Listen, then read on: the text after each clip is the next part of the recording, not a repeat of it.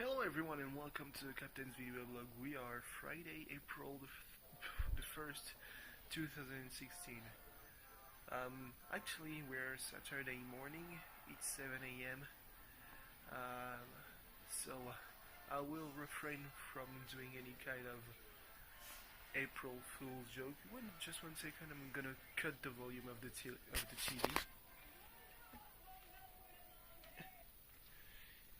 Yeah, I didn't expect it to be so loud. so, I'm gonna refrain for two reasons. First, it's because, well, we're not the first anymore in my country, and second reason being that the official Chinese news agency said, hey, that's not really socialist, you know? I'm like, wow, you you are tight-assed as fuck. No, but really though, um, it's not the first anymore in my country, so why should I even bother? You know. Worse even is that in England you have this saying where if you try to pull a prank on April Fool's Day after noon, you are the fool. So you know.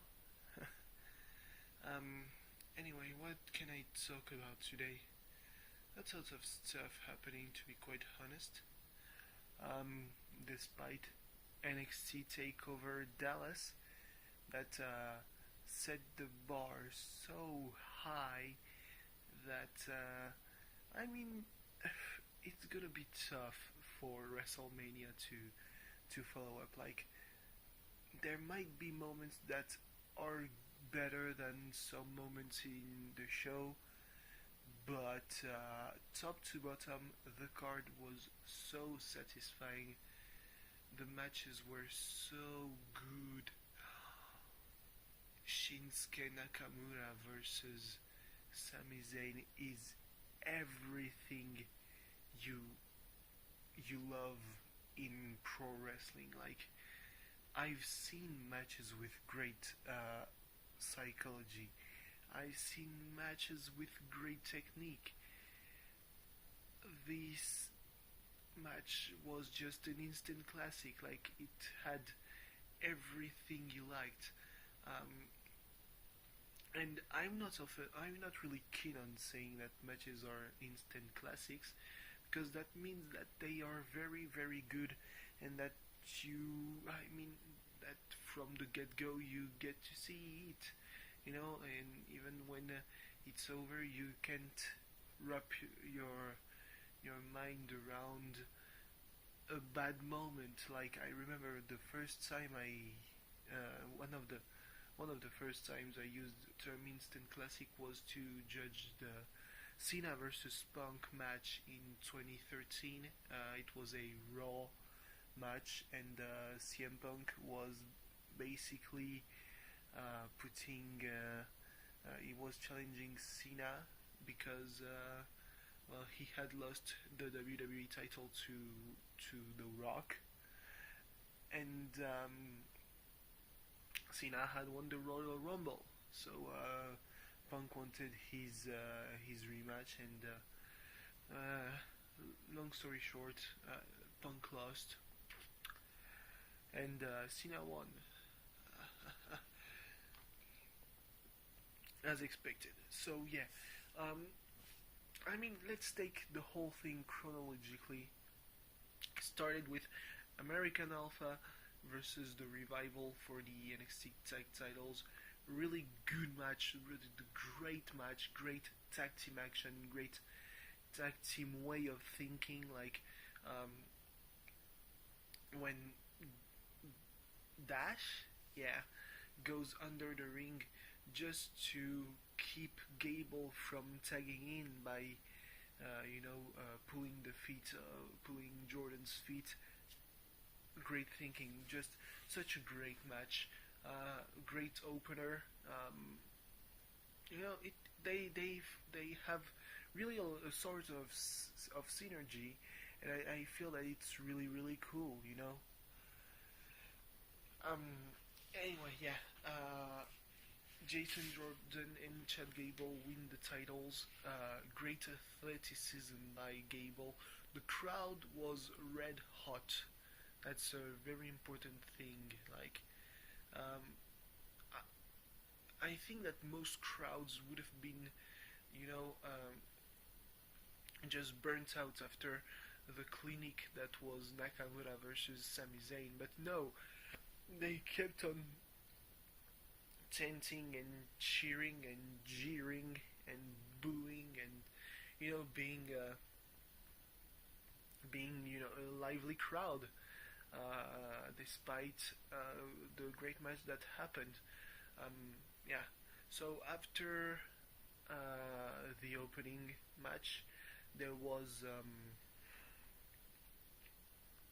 let's see. There was Austin Aries debuting against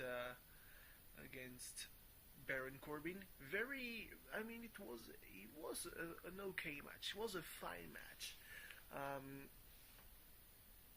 Wouldn't have seen Austin Aries getting his revenge with a roll up. To me that just kind of sounds a bit weak. But yeah. Oh, also between the first match and that match, we could see some people in the stands, namely JR, who must have loved the whole thing. Michelle Beadle, who works on TV and on ESPN and was kind of not cool with the WWE for a moment, but then everything was back together. And there was Funaki with Kota Ibushi. Oh, Kota Ibushi. He's apparently definitely taking part in the global cruiserweight series. Like, holy fuck!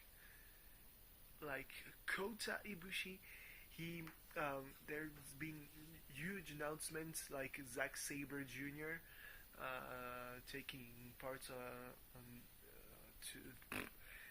being part of this tournament, and there you throw more names because why not? But it was really, really great, and then right at the middle of the show, you could have expected any other match than that, and they just blew the roof off. Like, if they didn't do it literally, but if they don't win the Slammy Award for the match of the year, that probably means that one match will have literally blown the roof off the building where they had the match. There's no way that Sami Zayn versus Shinsuke Nakamura match doesn't get the recognition it deserves. Like, apparently that was the send-off for Sami. Now he's going to be really on the main roster and not be the heart and soul of NXT anymore, which is kind of sad. But holy fuck, this is going to be so great for NXT and for the WWE in general. Like, a couple of years ago, not even a couple of years ago, like probably 5 years ago, because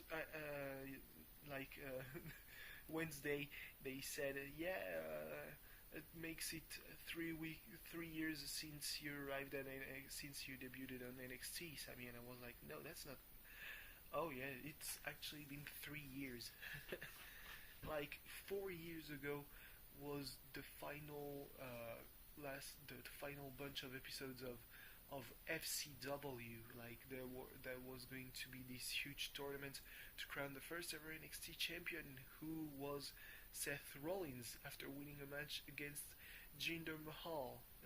Yep, Jinder Mahal was the finalist of the the tournament to become number one, to become the first ever NXT champion. Just think about it. Yo, anyway, that's weird. But yeah, I mean, that was a great match, and I had just so the levels of adrenaline were so high. Like I'm really tired right now. This whole event has been really draining. Like I remember before the show started thinking this better be starting with something really good because I'm really tired and I will need adrenaline from the get-go because if not I'm gonna fall asleep and that's on you. And turns out that Triple H heard my prayers and even Vince was there to watch. He was like, I'm pretty sure that he was like, that's pretty tight, pal, with some good attempts thrown here and there because that's Vince. But yeah, Asuka won the NXT Women's Championship in a way that really upset me. Like I've rarely been as upset as I've been for this match as a finish. Like what?